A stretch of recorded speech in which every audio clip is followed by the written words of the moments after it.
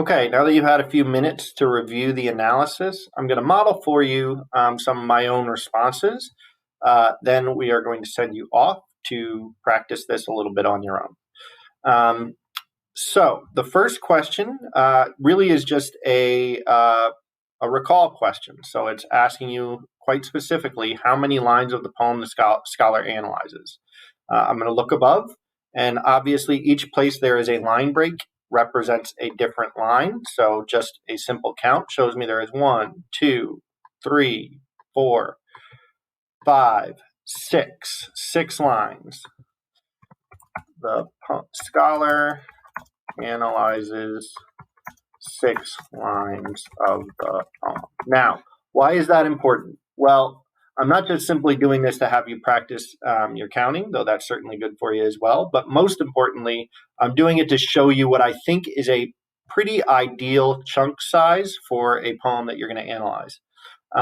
Doesn't really make sense to analyze 1 or 2 lines of a poem. I don't think you're going to have enough to say about that. You're not going to be able to look at enough poetic elements. You're not going to be able to provide enough commentary. On the other hand, if you were to take all of My Name is Usman, you would have a much longer chunk of writing. You would be referring to way too many poetic elements. You would have much too much commentary for this purpose today. At some point, you may analyze a whole poem, and you're going to want to do that. But today, a good chunk of about 4 to 6 is all you need. In the sample analysis above, what poetic devices does the scholar identify from Hamidi's poem? Now, this is where you're going to go back and look at the poetic devices that we just reviewed, or you can even open up the document, the Slam Poetry Toolkit, and on pages 2 and 3, you will see a list of poetic devices or poetic techniques.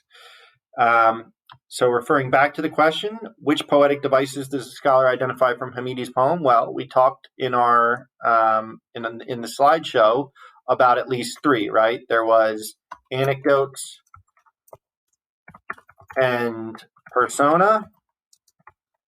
There was symbolism and imagery. And last but not least, referring back to the slideshow, there are allusions and references.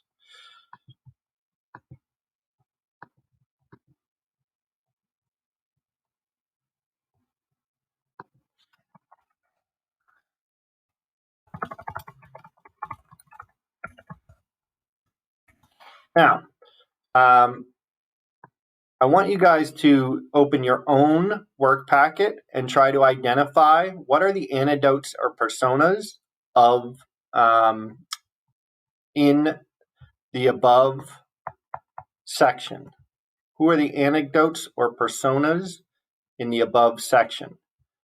I want you to do the same thing for symbolism and imagery. Is there symbolism and imagery being used here?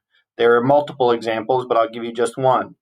Double check their visas before flying out of my mouth is something that I can actually visualize. It'd be a perfect example of imagery. It's also a perfect example of another poetic technique that you may find on your own as you begin to examine those techniques. And then I want you to do the same thing for allusions or references. Are there any allusions or references being made here in this passage? I want you to think particularly about the moment in history that Usman refers to in both this poem and in God Bless Delhi. Take some time, go back and try to respond. What anecdote or persona is being used? Any symbol or imagery you see? And is there any allusion or reference in that passage?